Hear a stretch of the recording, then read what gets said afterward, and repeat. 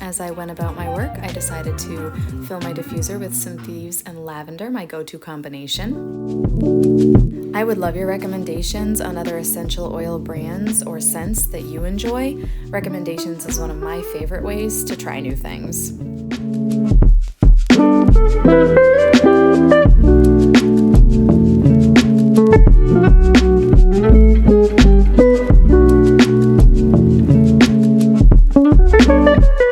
I'll be honest with you, I am not much of a cook. I'm also not a huge baker, though I do bake a little more than I cook. Tim is the one who does the majority of the cooking in our home, but there are a few recipes that I particularly enjoy making. And one of those is my homemade pasta recipe. And with a couple of simple ingredients, salt, eggs, and flour, we are going to accomplish just that this evening. My KitchenAid is going to be making an appearance in this video, and really it's the star of the show. I am not sure that I could accomplish making homemade pasta without it and the attachments that I have for it. I am very fortunate and received this KitchenAid as a gift from my husband a couple of years ago now. And after receiving it, I went ahead and purchased a couple of attachments, and one of them was the pasta making set of attachments. So I have the cutting tools to make spaghetti as well as fettuccine. I am not sure yet which I'm going to make tonight, so I guess I'll make that decision once we get to that stage of the recipe. But for now, I'm going to go ahead and get the dough put together. It does need to sit for 30 minutes, so I'd like to get to that stage and get it on its way to becoming spaghetti or fettuccine. My older two children have soccer practice tonight, so my husband is out of the house with them. It is about 5:25 at this point. They are due to be home in 2-ish hours, so I'd like to get this ready and on the table for them. I know that they will be so hungry after they've had their sporting practices this evening. It is Friday when I am filming this. I have just finished my first full week with students. I don't think I would normally want to take on this project on a work night other than a Friday when I know I have the weekend ahead of me. So I am quite teacher tired, but I'm also hungry, and so I would like to make some homemade pasta all the same. So despite being teacher tired, I am going to tackle some homemade pasta, and I am so happy to have you along with me for the journey. So without further ado, let's go ahead and jump into it.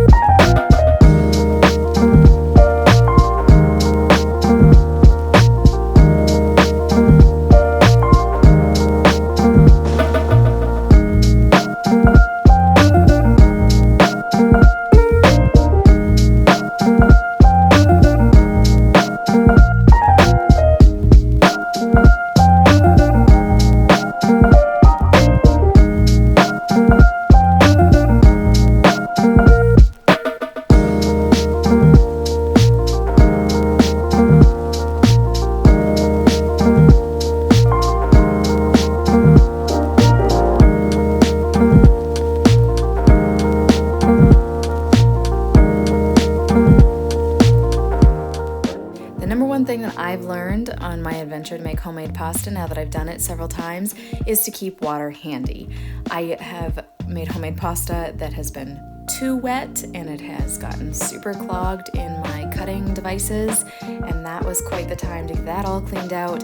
And then I have struggled with not wanting to get things too wet and moist and it just being so dry and taking so long and so much kneading to get it to the right kind of doughy consistency. So what I've learned to do is just keep this cup of water nearby and to dip my fingers in it from time to time as I see necessary until I get that dough to a good consistency. But it just allows me to add a really small amount of liquid at a slower pace so that I don't end up going and adding too much too fast, and then you can't really go back from that. It's always better to add not quite enough and keep adding a little tiny bit along than to just add too much, because you can't really take it out after that.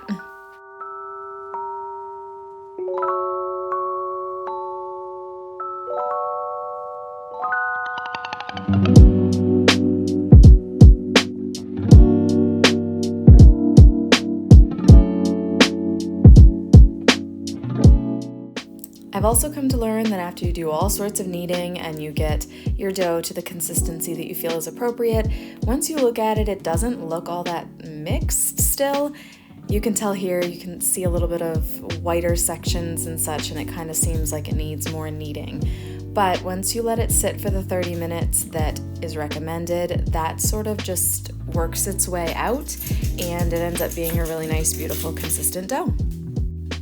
Another recommendation I have is to mix it similarly to the way that I have shown you here, where 1 cup of flour and 1 egg make up 1 little ball of dough. If you try to mix 3 cups with 3 eggs, it gets really overwhelming. I did that one of the first couple of times that I made homemade pasta, and it just was not easy to get the dough to a good consistency. So I have now broken that down into smaller groups, and it is much more manageable to do it that way. And also, if you're wondering about what's a good consistency for the dough, it's similar to Play-Doh but a little firmer, if that helps you.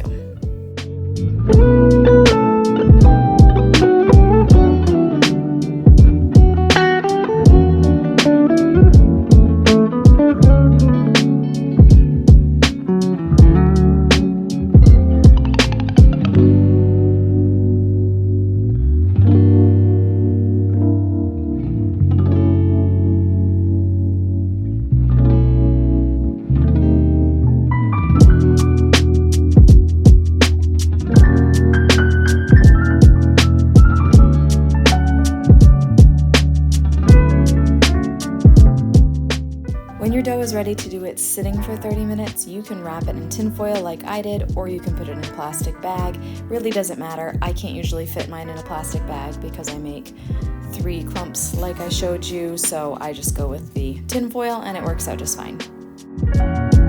Alexa, set a 30-minute timer. 30 minutes, starting now.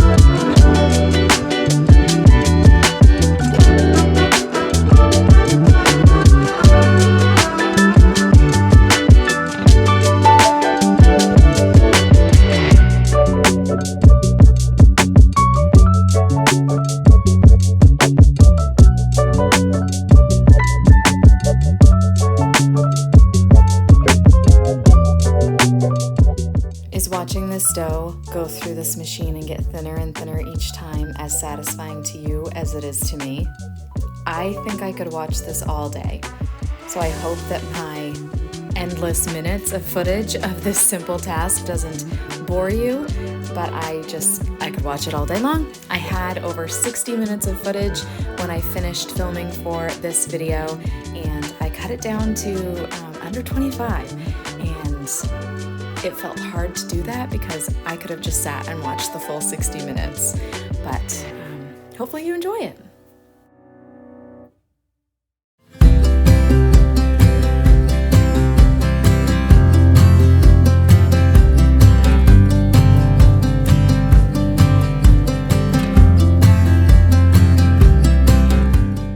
The dough cutter that I got on my recent trip to IKEA with my grandmother is fantastic for homemade pasta making, and also the little flour sifter, I'm not really sure if that's what it's called, but that has been a fantastic addition to the tools that I use for homemade pasta as well. It spreads flour around just as I envisioned that it would.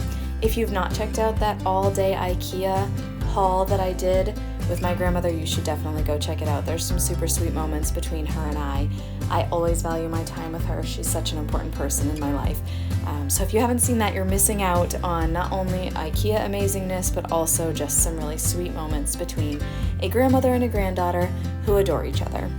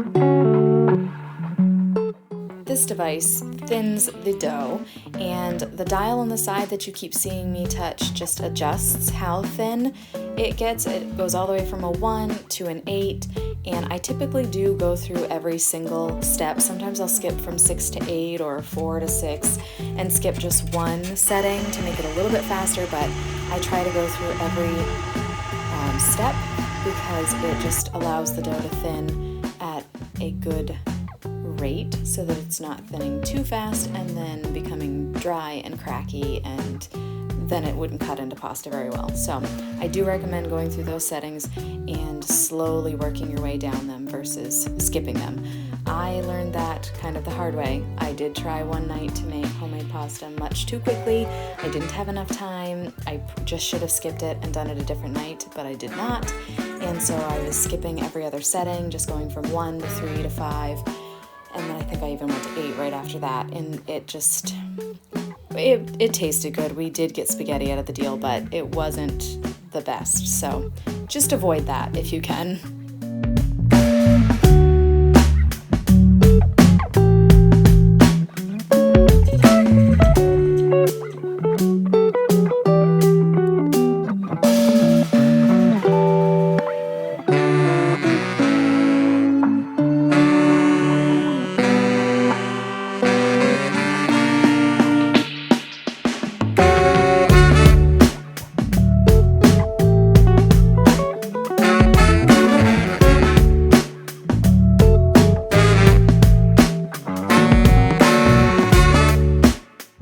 As you've probably discovered by now, homemade pasta making is a messy experience, but I do still think it's worth it because there just is nothing like the taste of homemade pasta.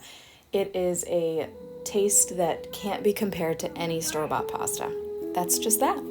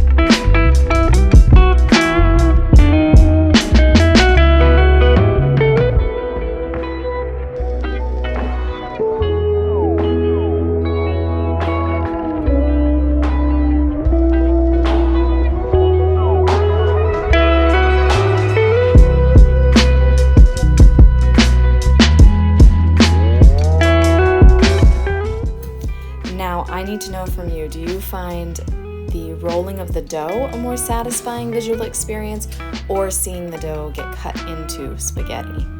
I am not sure which I find more satisfying. Both are just highly satisfying to me, probably because I'm the one who's invested all the effort into creating the dough and then getting it cut into spaghetti, but I just can't figure out which stage I like best. I find it all very enjoyable to watch.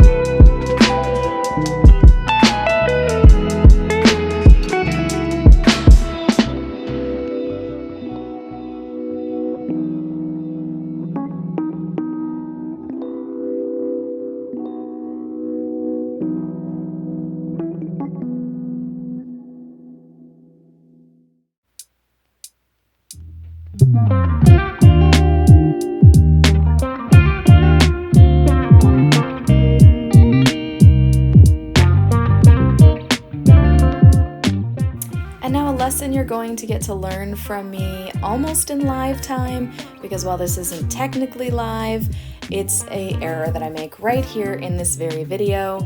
I decided to put my spaghetti into my pot of water before the water was actually boiling. I got a little impatient. My family arrived home from their soccer practices and I thought, oh, it'll be fine. We'll just add it in. And that didn't go the way that I had anticipated, and I ended up with some rather fluffy spaghetti. And we did eat it, and it was good, but it wasn't the homemade pasta experience that we were all really craving. So I went ahead and grabbed some footage from the last time I made homemade pasta. The only difference was this was fettuccine, and this time I had made spaghetti. So if you're looking at this and thinking, that looked like spaghetti in the beginning and it doesn't look like spaghetti now, you're not hallucinating. That's a wrap on the homemade pasta experience for this time. I hope that you enjoyed this. I would love to know if you try your hand at homemade pasta anytime soon and how it goes. And I would also welcome any tips you have if you are a homemade pasta connoisseur.